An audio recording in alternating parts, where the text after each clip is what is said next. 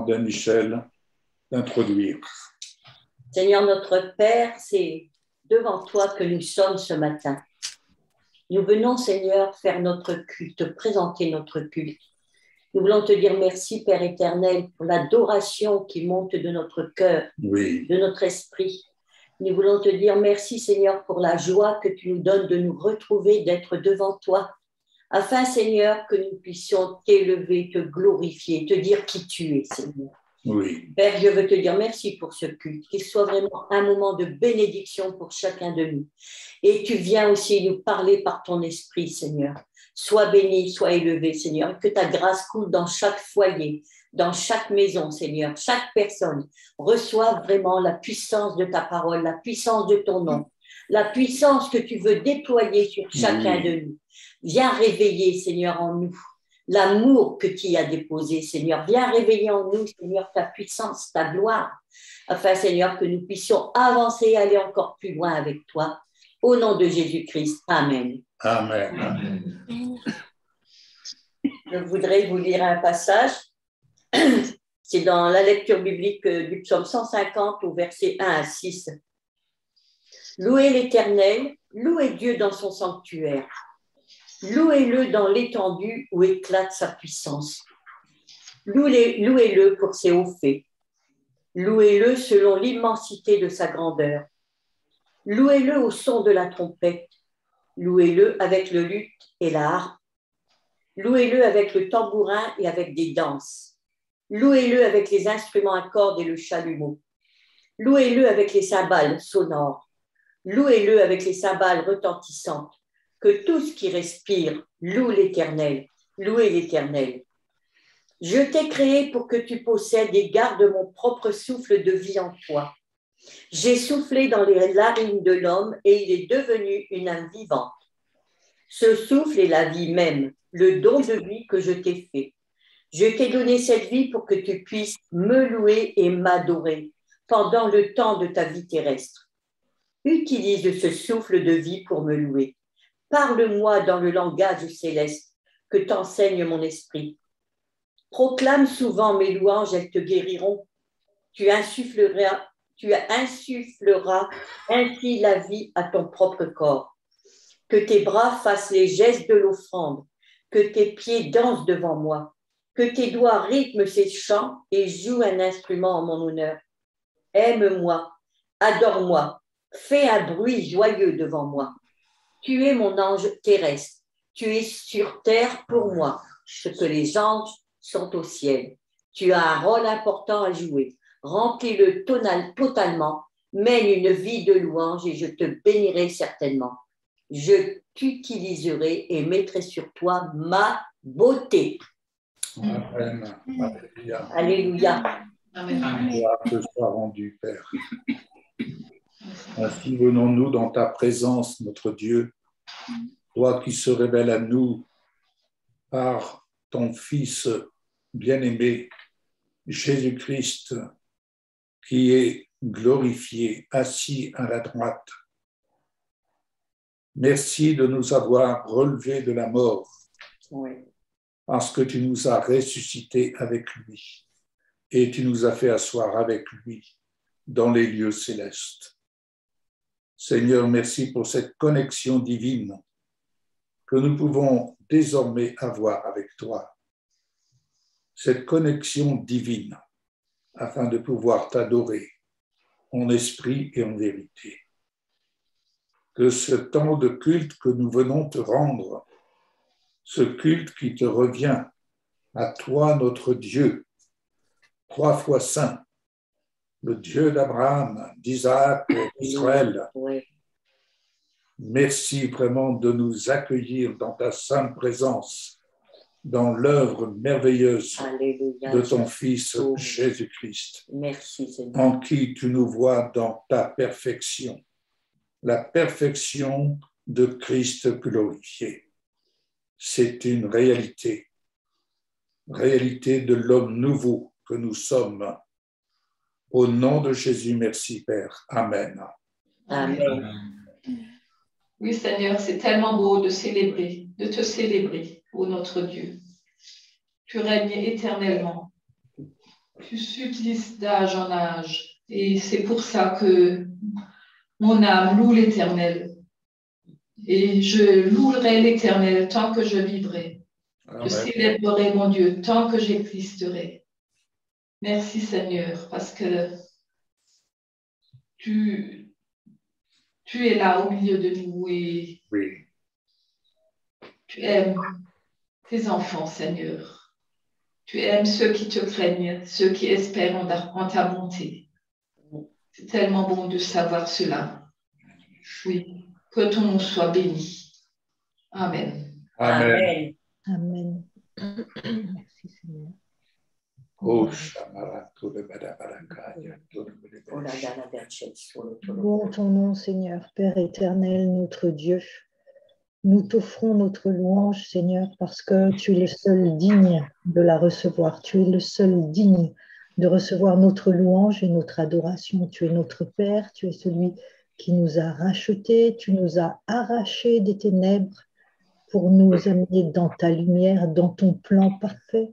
Et Seigneur, quel privilège, parce que jour après jour, chaque fois que nous plongeons les yeux émerveillés dans ta parole, nous découvrons, Seigneur, encore plus de ton plan merveilleux, de ton plan divin. Tu es celui qui révèle tes secrets, Seigneur, à tes bien-aimés.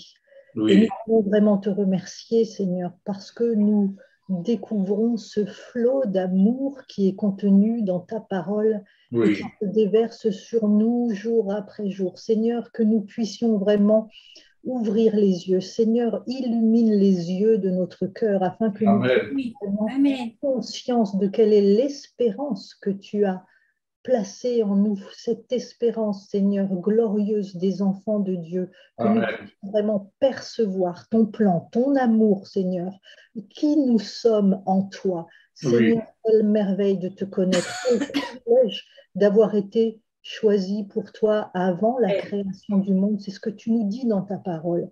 Seigneur, à toi soit la gloire. Tu es glorieux, tu es majesté. Et ce matin, Seigneur, nous sommes devant toi pour te rendre gloire, pour te rendre honneur, pour te dire toute notre reconnaissance, Seigneur. Nous t'appartenons, nous sommes dans la liberté glorieuse des enfants de Dieu. Tu nous as positionnés dans les lieux célestes. Quelle merveille, Seigneur. Alléluia. De le réaliser. Merci, Seigneur, merci. À toi soit la gloire, à toi soit l'honneur, que nous soyons tous ce matin bien, enrichis de ta parole révélée, enrichis de tes secrets. Et nous nous joignons, Seigneur, au cœur des anges, au cœur du corps de Christ dans sa globalité, réunis sur toute la surface de la terre pour t'amener notre adoration. À toi soit la gloire, Père, au nom de Jésus. Amen. Amen. Père, je te remercie, excellent Père de grâce, je te remercie pour ce matin de pouvoir être là avec toi. Tu es avec nous, présent et vivant dans cette salle Zoom, dans nos familles que nous représentons avec chacun de nous. Merci Père, je te rends grâce, je te loue. Merci pour ta parole qui est esprit et vie, qui opère dans nos vies, qui nous réconforte, qui me réconforte. Jésus. Merci Jésus qui me dit dans Josué 1 au verset 9, ce commandement, cet ordre, ne t'ai-je pas ordonné? Fortifie-toi et prends courage. Oui, Père, prendre courage et le garder, se battre dans les circonstances présentes, en face des surprises, au sein de l'écroulement des choses visibles. Père, que mon esprit soit gardé dans la paix, que notre esprit à chacun soit gardé dans la paix, cette paix qui dépasse tout ce que l'on peut comprendre. Merci Père, excellent Père de grâce, de m'accorder cette paix qui donne assurance, qui donne espérance dans ce monde troublé et imprévisible. Merci Père.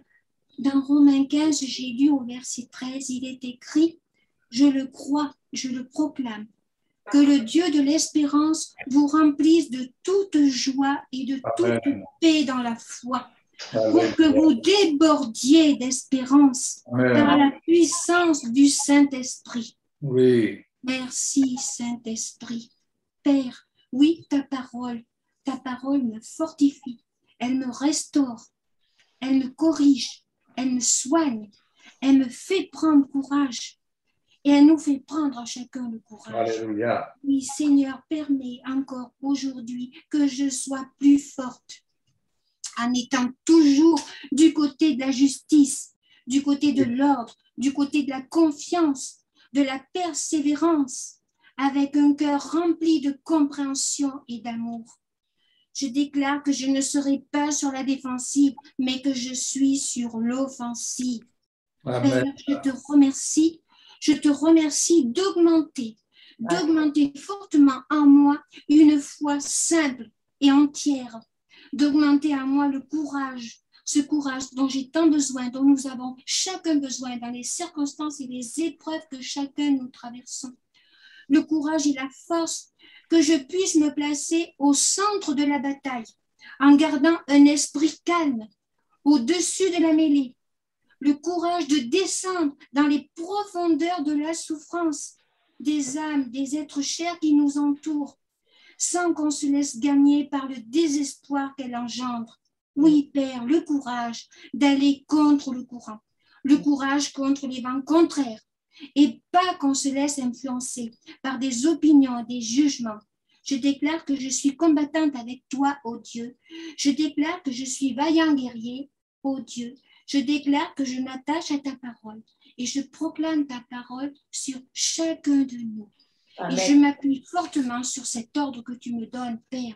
Ne t'ai-je pas ordonné, tu me l'as ordonné, tu nous l'ordonnes, de se fortifier et de prendre courage. Père, merci parce que je prends courage et je ne me laisserai pas ronger, je ne me laisserai pas dévorer. Père, dans le nom de Jésus, je te prie. Amen. Amen. Gloire à toi, Seigneur. Dans Isaïe 48, au verset 17 et 18, il est écrit ceci. Ainsi parle l'Éternel, ton Rédempteur, le Saint d'Israël. Moi, l'Éternel, ton Dieu, je t'instruis pour ton bien. Je te conduis dans la voie que tu dois suivre. Oui, Amen. Amen. Alléluia.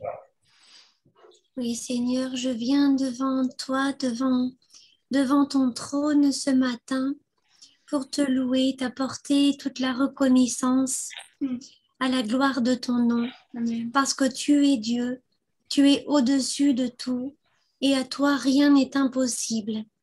Oui. Ce matin, Seigneur, je veux lever mes yeux au-dessus des montagnes parce que tu es celui qui trône dans le ciel de gloire.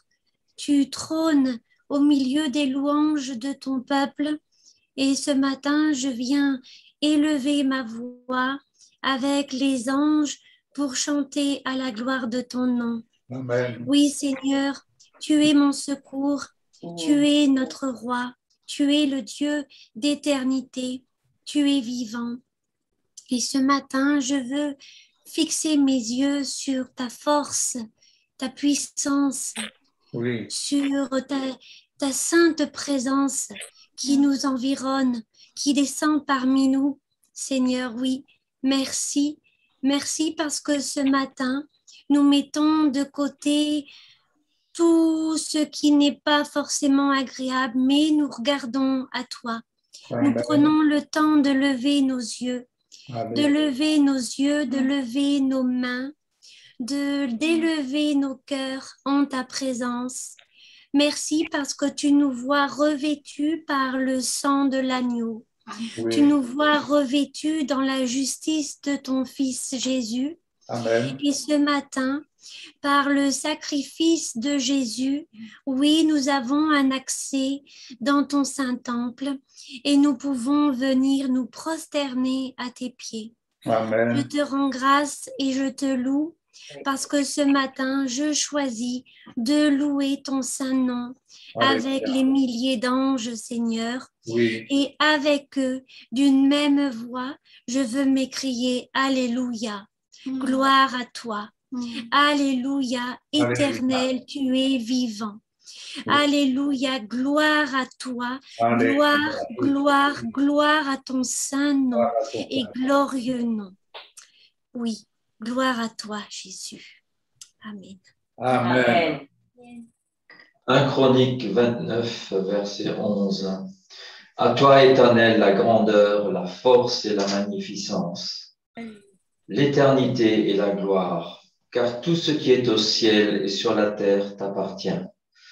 À toi, Éternel, le règne, car tu t'élèves souverainement au-dessus de tout. C'est de toi que viennent la richesse et la gloire. C'est de toi qui domine sur tout. C'est toi qui domine sur tout. C'est dans ta main que sont la force et la puissance. Et c'est ta main qui a le pouvoir d'agrandir et d'affermir toutes choses. Maintenant, ô Éternel, nous te louons, nous te célébrons, ton nom glorieux. Alléluia. Amen. Matthieu 26, verset 26. Pendant qu'il mangeait, Jésus prit du pain et prononça la prière de bénédiction.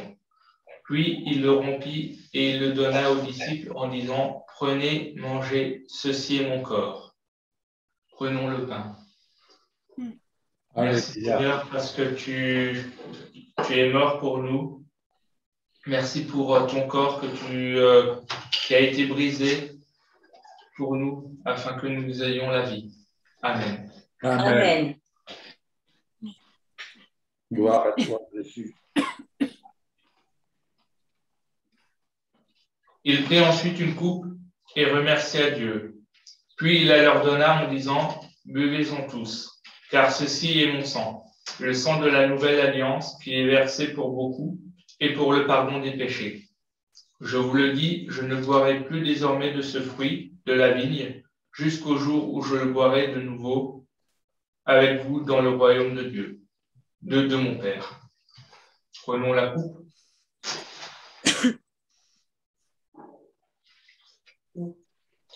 Merci Seigneur pour le sang, ton précieux sang qui a été versé pour nous, afin que nous soyons pardonnés de nos péchés et guéris de nos maladies.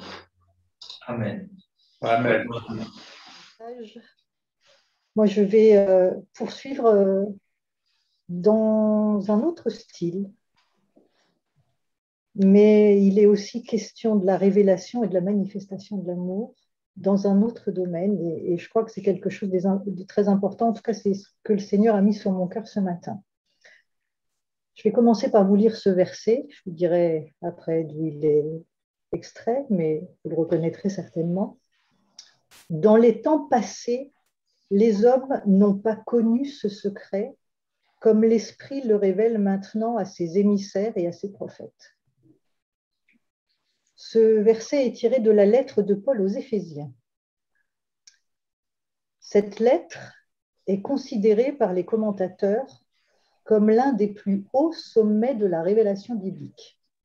On pense d'ailleurs que cette lettre adressée en premier aux Éphésiens était en fait une lettre circulaire qui a ensuite été envoyée à toutes les églises de la province d'Asie. Plusieurs théologiens pensent d'ailleurs que la lettre dite de Laodicée, dont Paul fait mention dans Colossiens, est en fait la lettre aux Éphésiens. Je vais vous lire quand même ce petit passage dans Colossiens 4 au verset 16, dont les théologiens pensent qu'il s'agit en fait de la lettre aux Éphésiens. C'est quand Paul dit, dans Colossiens 4, 16, quand cette lettre aura été lue parmi vous, donc c'est la lettre qu'il envoyait aux Colossiens, faites en sorte qu'elle soit lue également dans l'assemblée des Laodiciens, et vous, à votre tour, lisez la lettre qui vous parviendra de Laodicée. Et les théologiens pensent donc que c'est cette lettre que Paul a écrite en premier aux Éphésiens. Alors, en préparant le message ce matin, j'étais devant ma Bible ouverte au début de cette lettre aux Éphésiens et j'ai vraiment la sensation de me trouver devant l'Everest.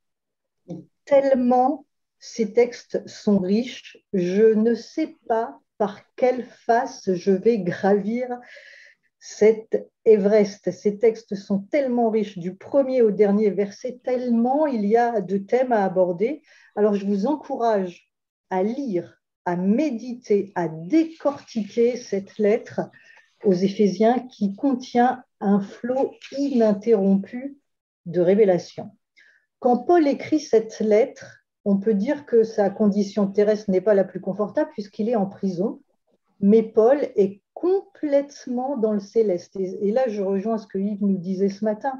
Paul était immergé dans les eaux d'en haut. Paul n'a pas pris en considération sa situation humaine parce que dans son esprit, il est complètement dans l'éternité. Et je vous invite à lire la Bible et notamment les lettres de Paul avec la pensée de l'éternité parce que ça va vous donner une lecture beaucoup plus haute de ce que vous pouvez lire d'habitude. Alors, évidemment, nous allons lire Éphésiens. Donc, je vais vous lire Éphésiens à partir du verset 1 à 6 dans le chapitre 1. De la part de Shaoul, c'est-à-dire Paul, émissaire du Messie Yeshua par la volonté de Dieu. Paul prend soin de préciser son identité parce qu'il ne faut pas oublier que Paul était avant Shaoul, Saul de Tarse, celui qui respirait la menace et le meurtre contre les disciples du Seigneur. On le lit juste dans Acte 9, juste après le passage de l'eunuque éthiopien, justement. Donc, Paul prend bien soin de dire qui il est et surtout qui il est par la volonté de Dieu. Ce n'est pas lui qui a choisi, c'est le Seigneur qui l'a choisi pour être son serviteur et pour apporter cette révélation qu'il a. Alors, au peuple de Dieu qui est à Éphèse et qui a mis sa confiance dans le Seigneur Yeshua, le Messie, grâce et shalom à vous de la part de Dieu, notre Père, et de notre Seigneur Yeshua, le Messie. Loué soit Adonai, Père de notre Seigneur Yeshua, le Messie, qui nous a bénis dans le Messie par toutes sortes de bénédictions spirituelles dans les lieux célestes. Écoutez bien ce que dit Paul, écoutez bien ses paroles, il est dans l'éternité, il est en haut. Quand il nous parle, quand il a cette révélation, son corps est en prison, son esprit est dans l'éternité. Écoutez bien ce qu'il dit.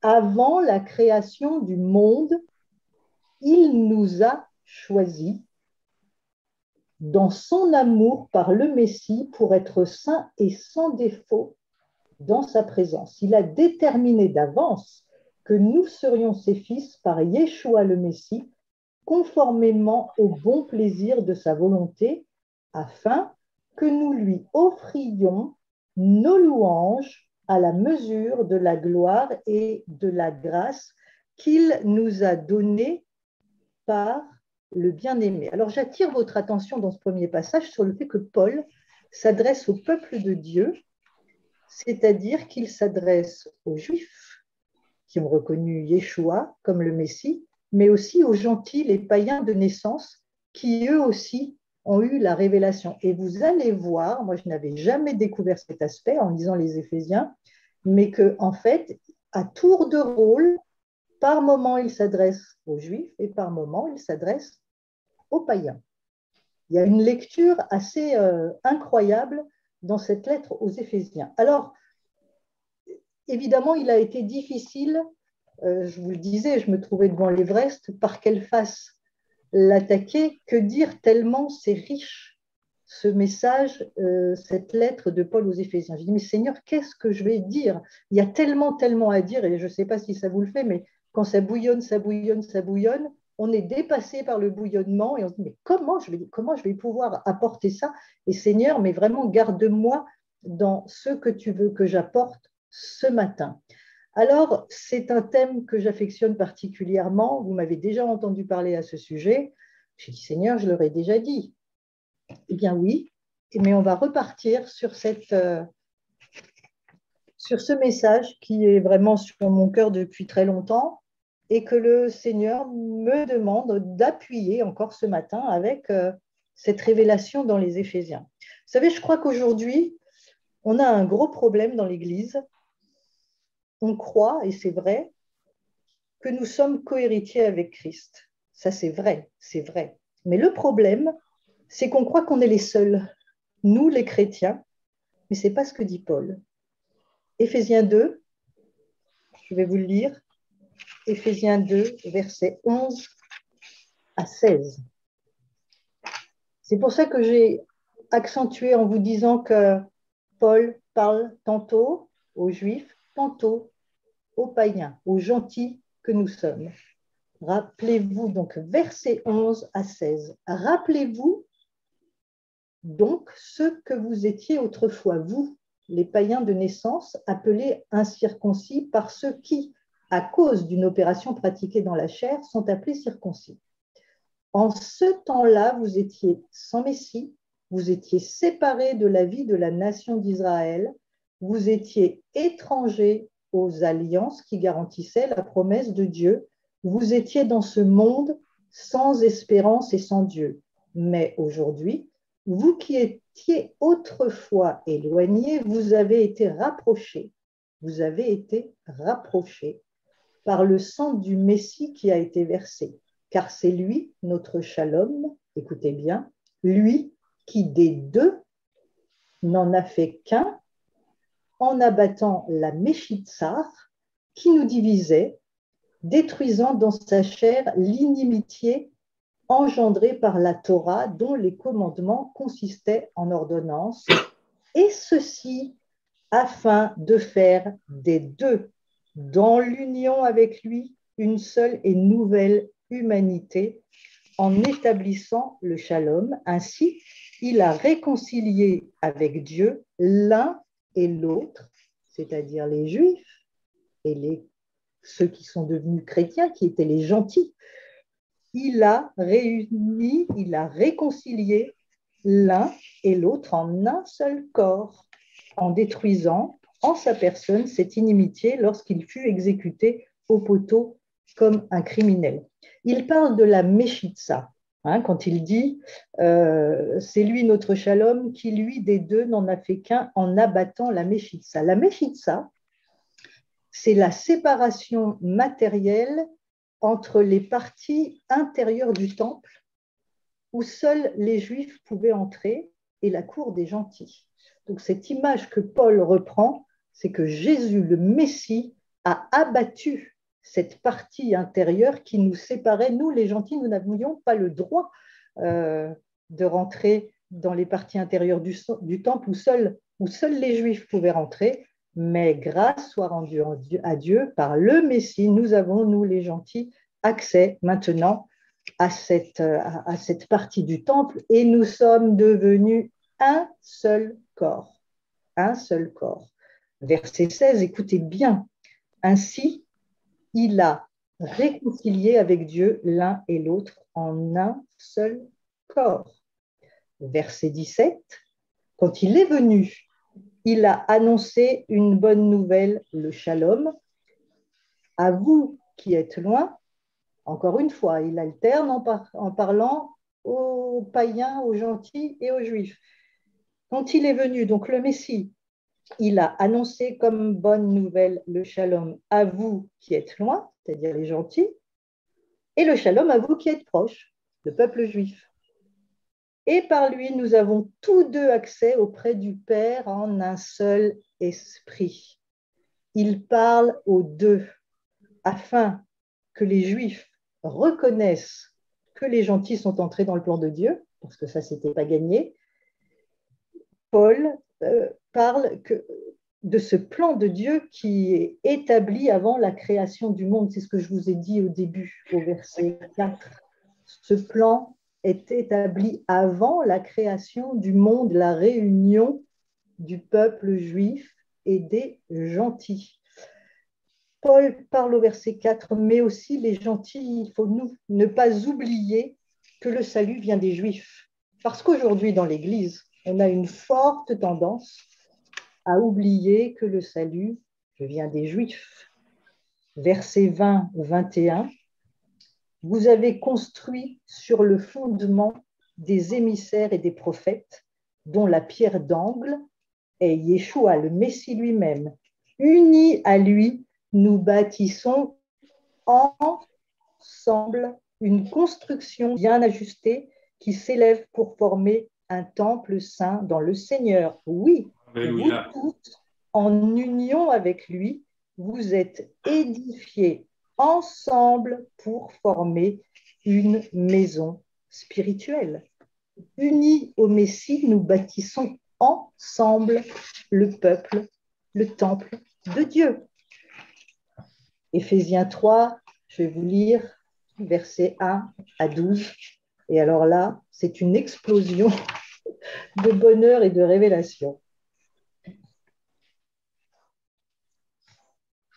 Éphésiens 3, 1 à 12. C'est la raison pour laquelle moi, Shaoul, je suis prisonnier du Messie Yeshua pour vous les païens.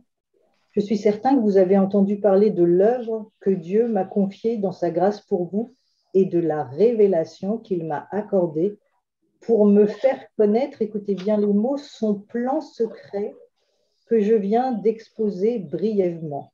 Et si vous avez lu ce que j'ai écrit, vous pourrez saisir la profondeur de ma compréhension du plan secret qu'il a élaboré concernant le Messie.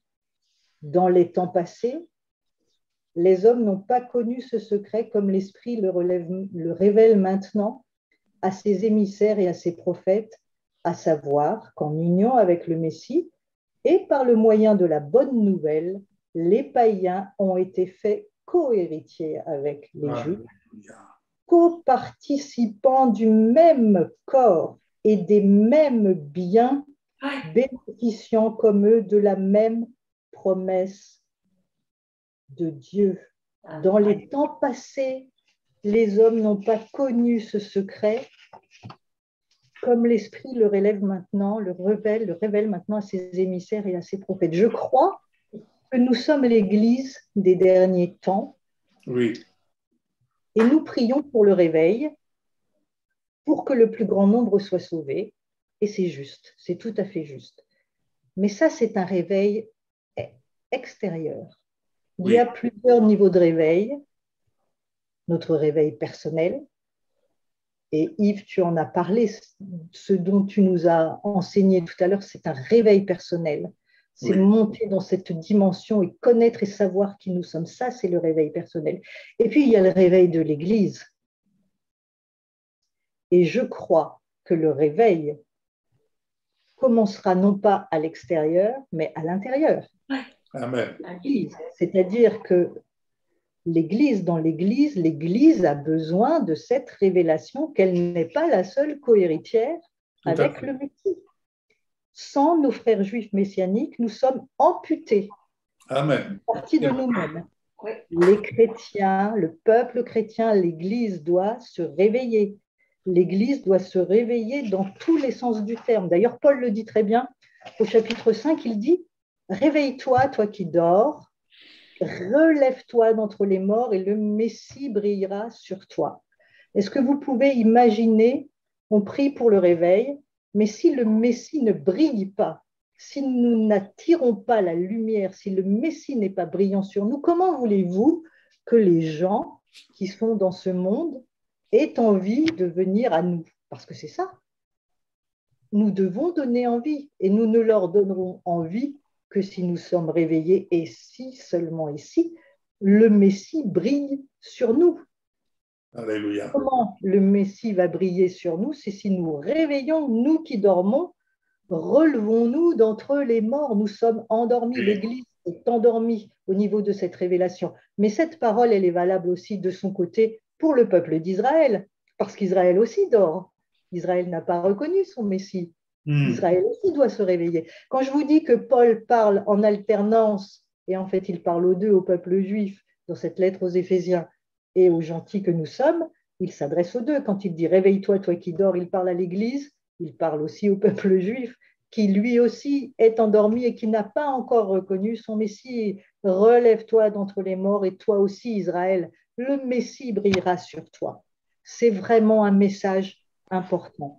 Éphésiens 3, 16 à 21, je vais vous le lire pour terminer ces 7 prières de Paul qui est tellement importante. Paul dit, et vraiment c'est une prière que nous devons, nous aussi, que je vous invite, en tout cas il n'y a pas de dû, que je vous invite vraiment à faire.